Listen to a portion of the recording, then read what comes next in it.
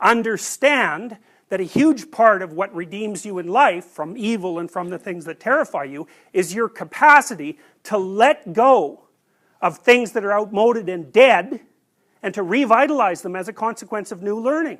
And it's the very soul, it's your very soul, it's the living part of you. And that's the thing that's so interesting about this is, according to the wisdom traditions of mankind, that's the part of your spirit that protects you against fear and pain. Because you might say, well, if you don't want fear and you don't want pain, you should build a big wall around yourself and wrap yourself up in styrofoam and sit right in the middle, where nothing bad is ever going to happen to you. But, first of all, that's obviously ridiculous, and second of all, you'd die of boredom in no time flat if you did that. The man who's capable of standing up to predatory reptiles is also the one who is most likely to attract women. And I think that that's been a truth since God only knows when too. I mean, we have no idea. But human beings are definitely hunters, right? And men are bigger than women, and one of the things that suggests is that, a lot of the predatory-like activities that are characteristic of human beings were undertaken by males, and some usually males that hunt. You have levels of understanding that make you up, but that you don't simultaneously understand. You can't articulate them. So you're a multi-leveled creature, and the part of you that's conscious and articulate is floating on a massive substructure that's neither conscious nor articulate. That's in some sense striving to become conscious and articulate, but that can never be completely either of those things. So it's part of the pain of being half spirit and half matter. But if you identify with the part of your being that has the capacity for transformation, then you're always the equal of what it is that's opposing you, or maybe more than the equal of it.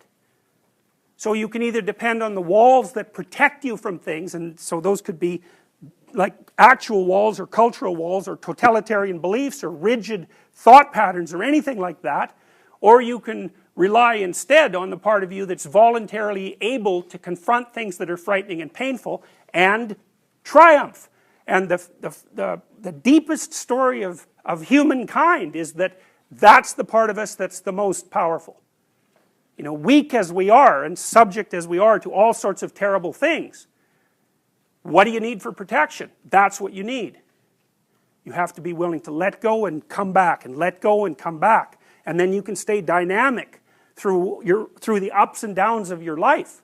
It makes you incredibly strong.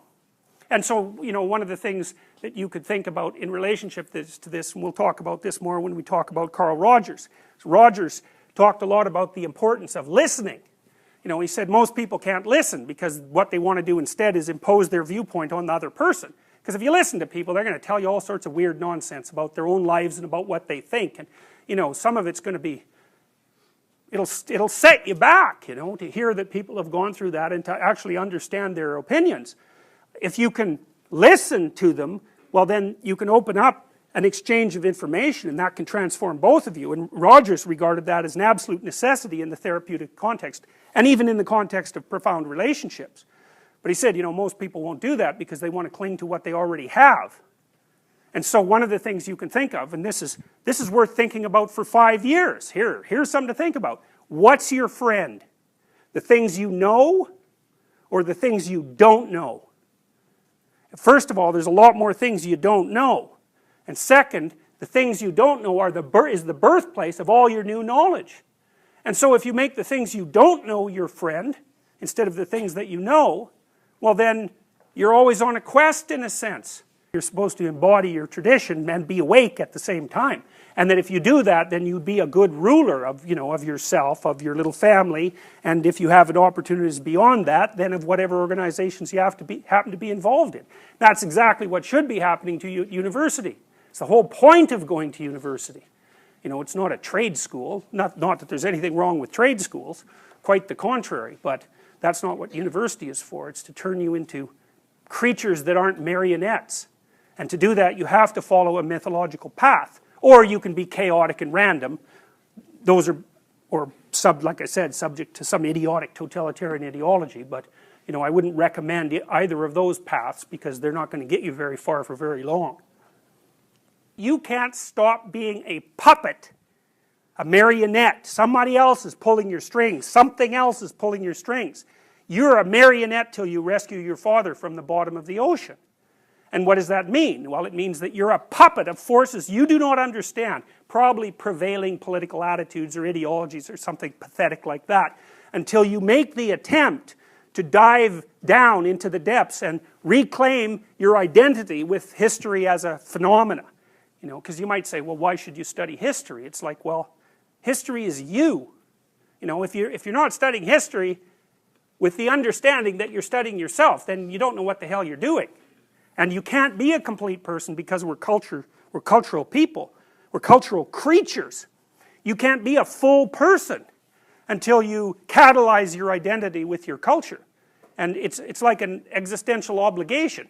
So, and if you don't do it, then you're going to feel all nihilistic and weak, or you're going to be all totalitarian and self-righteous and oppressive and, you know, maybe genocidal and deadly.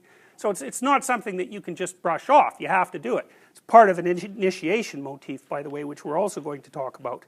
So that's some... It's hard to talk about symbolism, and you'll notice, especially in the first part of the lectures, that my lectures are, well, I like to think about them as impressionist. And there's a reason for this. Like, I started reading Jung about 30 years ago, I would say, and I pretty much read everything he wrote, which is an awful lot. And it's very difficult to read Jung because there's not precisely a linear narrative. But the reason for that is that it's very difficult to construct a linear narrative about information that's been primarily transmitted in images. And so in order to impart the knowledge, you have to give people like sub-pictures of the whole picture. It's almost like laying them out in space, in a sense, and so that if you get enough of those little sub-pictures, the whole thing will click into focus and you'll think, aha, I get that. But wandering through it in a linear manner is extraordinarily difficult. In fact, I don't think it's possible. I also think that's why the kind of information that's embodied in symbols is generally not transmitted as linear articulated knowledge. You can't transmit it that way. And so it remains in, you know, forms like this. Now, you look at those pictures, you know, so think about those pictures for a minute. Okay, the picture on the left, so that's ancient Egypt. Ancient Egypt lasted for longer than Western, well, if you don't include Egypt as part of Western civilization, it certainly lasted longer than what we generally consider Western civilization. It lasted for thousands and thousands of years, right? And those images are representations of the fundamental assumptions of Egyptian culture. And so those images had foundational power for eons, for thousands and thousands of years. You know, and you can just look at them and nothing happens to you. You look at them like they're photographs or flat images, but they had the kind of motive power that drove an entire culture for thousands and thousands of years. You know, they had more motive power than communist ideology, for example, which only, you know, managed to motivate people for about 50 years. And, you know, it's certainly possible that they had more motive power than Christian ideas, which have only been around for roughly 2,000 years. You know, so when you're looking at something like that, you're looking at something with power. And the idea that, you know, that symbolic representations or religious representations are, what do you call, unsophisticated empirical theories. Like, that's an idiotic theory, you know. No, I don't think that anybody who's educated should be proposing such a thing after more than 100 years of psychoanalytic and anthropological investigation. It's just not a tenable theory anymore.